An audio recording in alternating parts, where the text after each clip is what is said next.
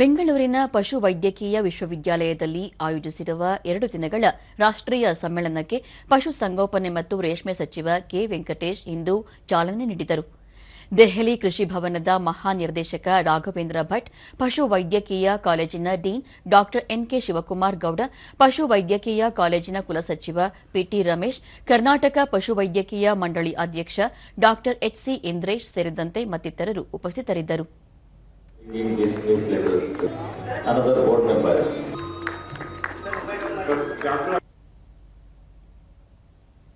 And this convention is very special with regard to animals.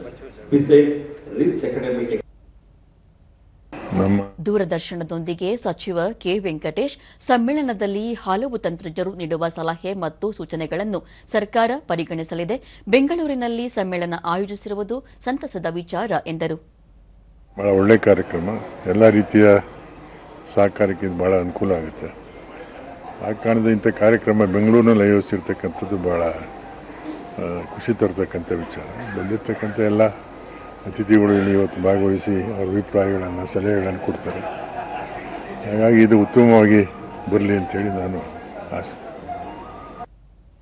Shivakumar Gowda 2 ದಿನಗಳ ಕಾಲ ನಡೆಯುವ ರಾಷ್ಟ್ರೀಯ ಸಮ್ಮೇಳನದಲ್ಲಿ ಪಶು ವೈದ್ಯರು, ಶಿಕ್ಷಕರು, ವಿವಿಧ ಕ್ಷೇತ್ರದ ಮಹನೀಯರು ಭಾಗವಹಿಸಿ ತಮ್ಮ ಅನಿಸಿಕೆಗಳನ್ನು ಹಂಚಿಕೊಳ್ಳಲಿದ್ದಾರೆ ಎಂದರು. ಮುಖಾಂತರ ಕೊಡಲಾಗ್ತದೆ. ಈ ಒಂದು 2 ದಿನದ ಈ ಸಮಾವೇಶ ನಮ್ಮ KVC ಕರ್ನಾಟಕ ವೆಟರ್ನರಿ ಕೌನ್ಸಿಲ್ ಆಡಿಟೋರಿಯಂನಲ್ಲಿ ನಡೆಯುತ್ತಿದ್ದು 250ಕ್ಕೂ ಹೆಚ್ಚು ದೇಶದಿಂದ ವಿವಿಧ ರಾಜ್ಯಗಳಿಂದ ಬಂದಿರತಕ್ಕಂಥ ನಮ್ಮ ಸದಸ್ಯರುಗಳು ಈ ಕಾರ್ಯಕ್ರಮದಲ್ಲಿ ಪಾಲ್ಗೊಳ್ತಾ ಇದ್ದಾರೆ. ಪಿಟಿ ರಮೇಶ್, ದೇಶದ ಮೂಲೆ ಮೂಲೆಗಳಿಂದ ವಿಜ್ಞಾನಿಗಳು ಆಗಮಿಸಿದ್ದು ಪಶು ಸಂಪತ್ತಿನ ರಕ್ಷಣೆ, ಸೌಲಭ್ಯ, ಸವಾಲುಗಳ ಕುರಿತು ಚರ್ಚೆ ನಡೆಸಲಾಗುತ್ತಿದೆ ಎಂದು ತಿಳಿಸಿದರು. ಪ್ರೊಡಕ್ಷನ್ ಹೇಗೆ ಜಾಸ್ತಿ ಮಾಡಬೇಕು, ಅದರಲ್ಲಿ ಚಾಲೆಂಜಸ್, ಕಷ್ಟಗಳು ಏನಿದೆ ಮತ್ತು ಸುಖಗಳು ಏನು ಬರುತ್ತೆ, ಈ ಪಶುಗಳಿಂದ ಸಂಪತ್ತಿನಿಂದ ನಾವು ದೇಶವನ್ನು ಹೇಗೆ ಕಟ್ಟಬೇಕು, ಬಡ ಜನರ ಕಷ್ಟಗಳನ್ನು ಹೇಗೆ ನಾವು ನಿವಾರಿಸಬೇಕು ಅನ್ನೋ ಒಂದು ದೃಷ್ಟಿನಲ್ಲಿ ಈ ಸಮಾರಂಭವನ್ನು ನಾವು ಮಾಡ್ತಾ ಇದ್ದೇವೆ.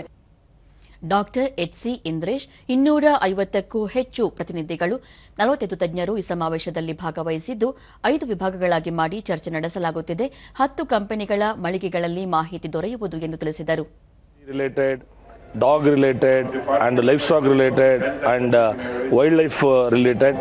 ಸೊ ಸಾಕಷ್ಟು ಸುಮಾರು 42ಕ್ಕೂ ಹೆಚ್ಚು ತಜ್ಞರು ಇಲ್ಲಿ ತರಬೇತಿಲಿ ಡಿಸ್ಕಷನ್ಗೆ ಪಾಲ್ಗೊಳ್ತಾ ಇದ್ದಾರೆ. ಸುಮಾರು 10ಕ್ಕೂ ಹೆಚ್ಚು ಕಂಪನಿಗಳು ತಮ್ಮ ಸ್ಟಾಲ್ ಎಕ್ಸಿಬಿಷನ್ನ ಮಾಡಿದ್ದಾರೆ. 2 ದಿನಗಳ ಕಾಲ ನಡೆಯುವ ಸಮಾವೇಶದಲ್ಲಿ ವಿವಿಧ ಕ್ಷೇತ್ರಗಳ ತಜ್ಞರು ಭಾಗವಹಿಸಿ ಪಶು ಸಂಪತ್ತಿನ ರಕ್ಷಣೆ, ಉತ್ಪಾದನೆ, ಸವಾಲುಗಳ ಕುರಿತು ಚರ್ಚೆ ನಡೆಯಲಿದೆ. ಸಾರ್ವಜನಿಕರು, ರೈತರು ಭಾಗವಹಿಸಿ ಮಾಹಿತಿ ಪಡೆಯಲು ಅವಕಾಶ ಕಲ್ಪಿಸಲಾಗಿದೆ.